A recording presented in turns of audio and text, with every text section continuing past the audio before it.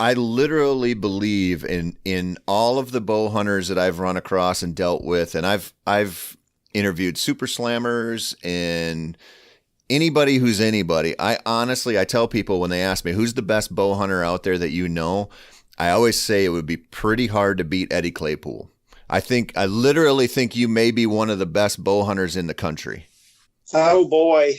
Well, I don't like to think of it in that manner. I just do what I do, and I'm just a plain old guy that puts his pants on like everybody else. But I do work at it real hard. I'm very passionate, and I've been at it for a long time. So the savvy accrues over time. But thank you for that compliment. I consider it. I don't like to be worshipped in any manner, but it is great to have fellow hardcore bow hunters respect you. Well, I think, I base that on a lot of different, maybe a lot of different factors, but I always look at it like you can become an expert at one property. So let's say you live in southern Iowa and you got 1,000 acres. You could become an expert of that property and kind of parlay that into be a whitetail expert. But I look at that and I go, really, you just mastered this one place.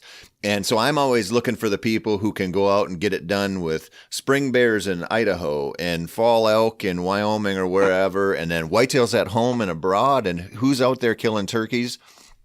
And if you're doing that DIY and public land, then you've got my attention, and that's been your forte. That's what you've been doing primarily for decades now, right?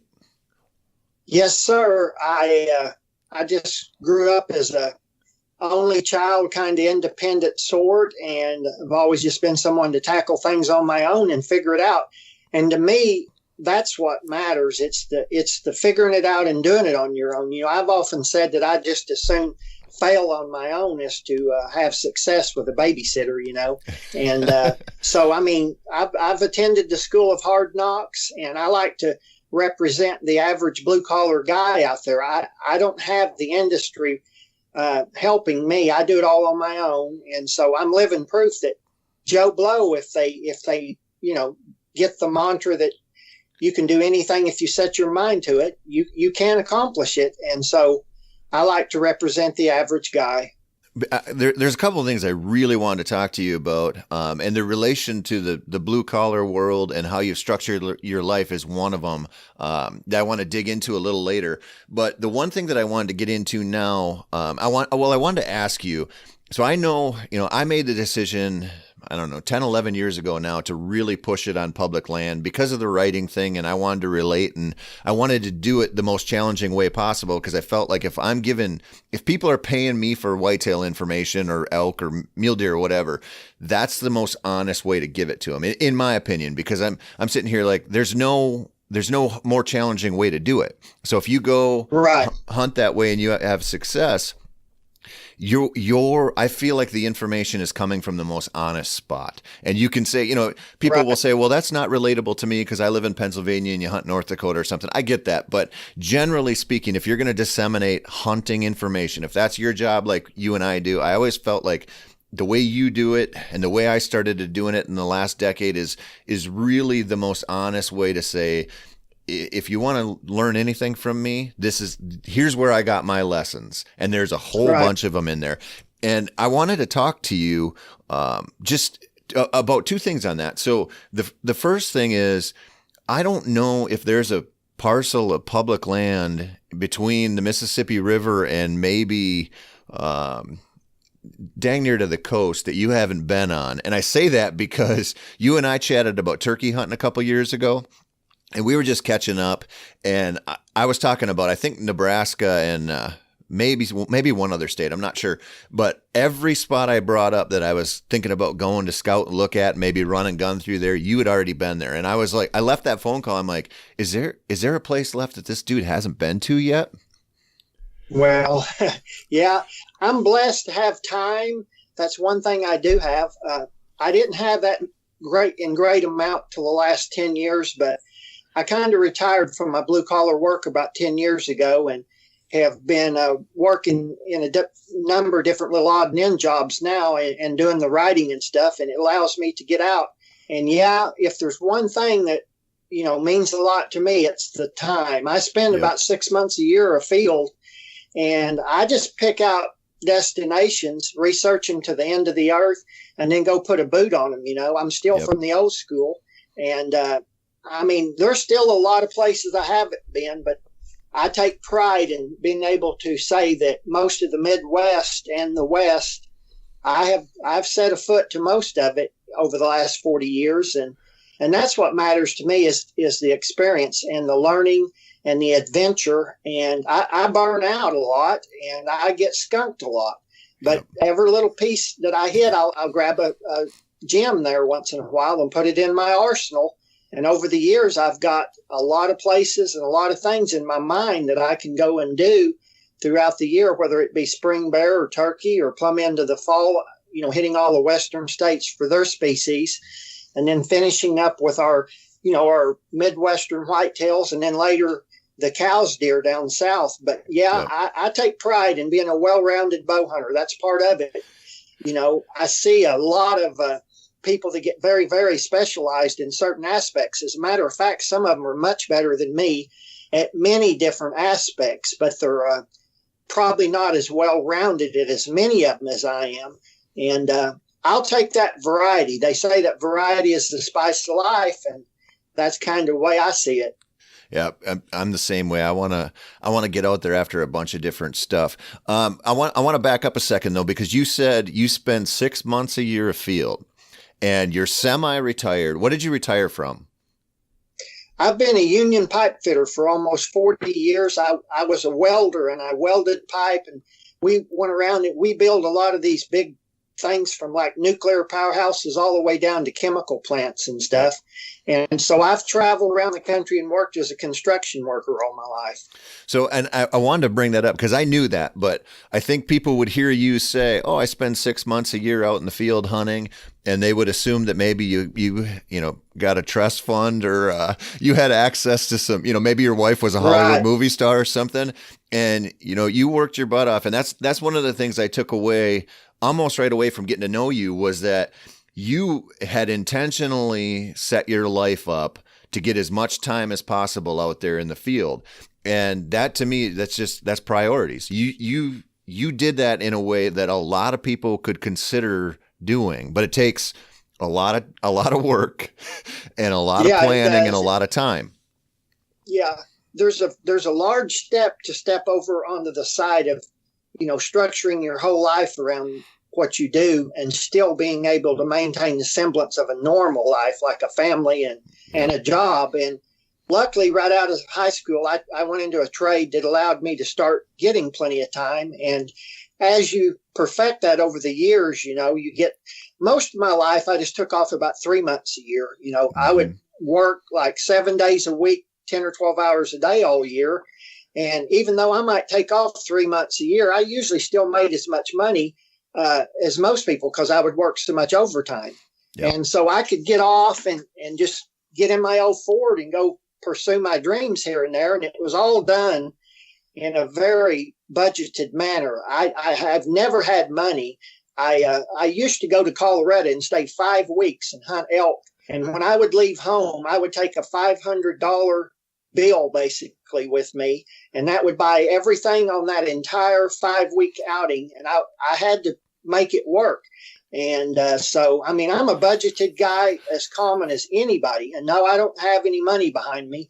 It's just been what I could scrap up here and there. And I've just always went by that, where there's a will, there's a way. And if you're a passionate bow hunter, you'll get her done. Yep. So that's a good lesson. And it's an interesting thing to think about, because we talk about this a lot. How expensive is hunting getting? Is the average guy getting priced out? And you can take a look at the non-resident license prices in a lot of states and start to believe that, this stuff's way out of reach. But the actual travel, if you camp, there are a lot of ways to do this really cheap. I do that all the time, where I can get an entire out-of-state hunting trip, for $600-700, and that includes food and everything. And it's not like you're going to Alaska hunting, Doll sheep or something. But if you have, it's all about the experience. And if you have the will to do it, if you throw a $20 bill into your piggy bank every week for a year, you can go have one awesome hunt, and it doesn't have to be a break the bank thing. There's so many opportunities out there.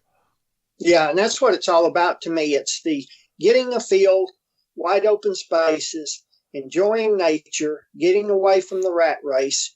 And, you know, I don't dream often of the big fancy hunts like the Doll sheep in Alaska. And, you know, I don't want to spend my whole hunting budget on one outing and be gone 2 weeks. I want to spend my hunting budget on 12 months and be gone 6 months. Yep. You know, so anyway, I just, you know, I guess it to each his own. And I don't knock people that want to go on these big fancy high dollar hunts. That's fine. But, you know, I live my life, and I'm blessed, and I enjoy my life. I've been healthy, and I've been blessed, and I'm 60 now, and I'm kind of going into the golden years. And so I'm going to, you know, really, really make the best of it. I don't know how many good seasons I've got left, but I'm going to try to make it as many as possible. So there's so many different critters I wanted to talk to you about and your strategy behind it. But I've always been, just being a whitetail guy, I've always been fascinated by anybody who can go kill, you know, big elk somewhere, or a mule deer or something. Because for me, when I go out west, I feel like I just barely have this grasp on it. You know, like I love it, but it's not like, you know, when you do it in my life, I'm doing that maybe 10, 12, 14 days a year. And that's not a ton of time. And so whitetails kind of consume me because of what I have available to me. And I've always been amazed at when I've talked to you about whitetails, whether it's, you know, at home in Oklahoma or Kansas or whatever state you're going to, how successful you are. And your strategy for I've talked to you a lot about Kansas and just finding your spots and how you do that. And I just want to, you know, given the time of year and everything, like, what's your first step? Let's say you're picking a state, and, you know, even if you've been there before, because I think you're kind of like me, where you're like, you know, you go to some area and you're like, that's fun. That was a fun hunt. But you start looking, where's the next place I can go to? What's the next thing I can do? And, for you, like, what's the first step? You getting onto Google Earth and you starting to look around, or what are you doing? Well, I trying to just match my hunch to the time of year. I mean, I want to go somewhere all the time, especially here in latter life. Setting home a month at a time is about enough to drive me crazy here in humanity. And I'm kind of a wide open spaces. So, I mean, when it comes time to go west, I've long since figured out some new destinations. And I have hunted many places that I've become so familiar with that success has just become, you know, almost automatic on certain things like elk and different things. So I will often break away from, you know, very familiar outings just to try something new and look at new country, because, you know, I have such a feeling toward elk that, I mean, I grew up a whitetail guy, born, bred, and raised right in the middle of them. That's what I hunt here around my home. But elk become second nature to me. And I just feel so dominant with elk that I feel like I could go anywhere that elk are, and in a short time, you know, figure out how to kill them. And so I like to try to do that, new challenges, by pitting myself in new habitats. You know, elk live everywhere from the alpine all the way down to the desert. Yep. And so, you know, and you get to hunt them in the time of year when they're rutting, and they're a very, very active and vocal and exciting animal to hunt. But as I've gotten older, I've realized that whitetails are my main squeeze, really, because, I mean, I've packed enough elk out on my back to break down, you know, the average bodybuilder, and I'm getting a little bit less enchanted with all that every year. And so I'm going to start killing a few easier elk if I can. There aren't easy elk, but there are some that are easier than the way I've done it for the past 40 years. I usually am 10 miles back in the middle of some wilderness area. And, you know, I used mules for many years and everything, but like whitetails, I love them. They're probably the supreme challenge for sure, because they are very adaptable, very smart animals, and they are the hardest to kill. And I like to hunt the little cows or coos whitetails too, because they are like our whitetails, even eastern whitetails, on crack or something, because I mean they are sharp and survival orientated. So it's just a matter of, I've been blessed to elevate my bow hunting to the highest levels of challenge, and challenge could be anything from the smartness of the animal to the ruggedness of the terrain. It's whatever type of challenge you like to take. If you're in your 20s and 30s, you're probably going to want to go to the high country and beat your brains out up and down that just to prove you're a man. I did that for, a lot of years. But nowadays, whitetails are my main squeeze. And it's getting to be tough, though, because it's all become so commercialized, Yep. I think that's 100% true. But I also think I try to find one or two new whitetail hunts a year. So one new state or one new area of the state.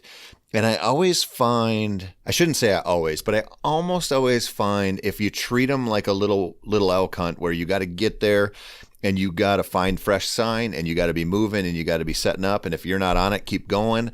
I still think there's so many amazing opportunities out there. And I think, maybe I look at it a little differently, but I think that when people try that, it's like the elk thing.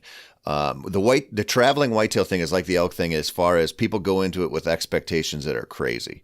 And I always tell people, if you're not consistently killing 140 inches at home, you're not going to do it on the road on public land, and right. Here where I live in Minnesota, the dream hunt for most people is elk, right? If you ask them, if I do a seminar here and I say, hey, what's the one thing you'd go do? It's not go hunt elk. It's, I want to go kill a 300-inch bull.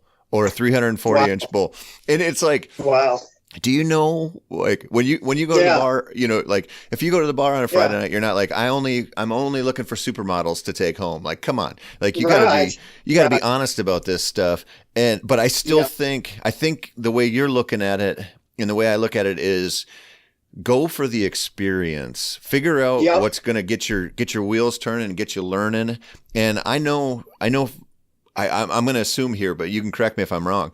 Your strategy of I want to hunt everything all over the place and I want to do it on my own. You not only, do you pick up something from elk that teaches you something on this random hunt, but you can take that home and there might be something to that goes into your whitetail world or vice versa. And I always think it's kind of like a bird dog. If you take a really good bird dog and you're like, that dog only hunts pheasants, and then you go try to hunt sharptails or quail or rough grouse or something, that dog probably isn't going to be that good.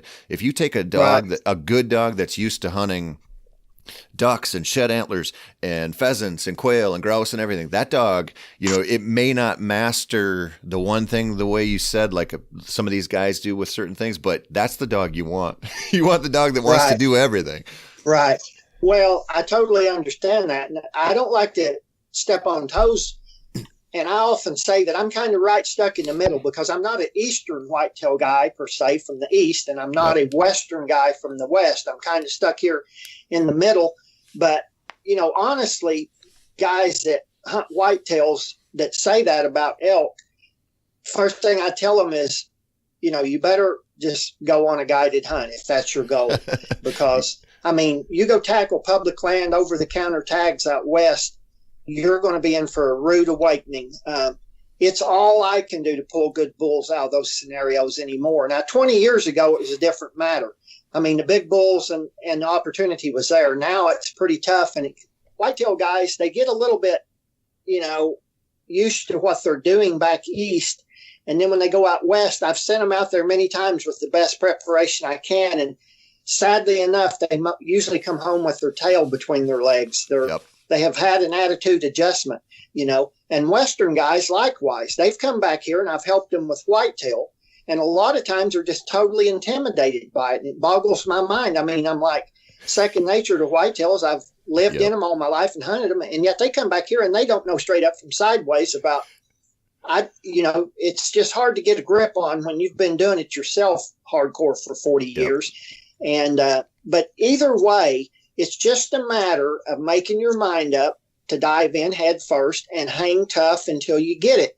It's like anything, whether it be a sport or whatever. If you do it long enough, you're going to get proficient at it. And that's my secret to success is longevity, hardcore, going out west and spending 7 weeks a year climbing 5,000 to 10,000 vertical feet a day. I mean, all out elk hunting back in my early days in my 20s would toughen me up so mentally and physically that when I come home for whitetails, it was like a paddy whacking session. I mean, I'd put a backpack on and hike 3 miles in the dark to get to a tree stand in the morning, set all day, carry boned out whitetails out on my back all day. I mean, it was just nothing to me. Whitetails was a gravy train. So going out west can make you a better whitetail hunter, actually, by toughening you up.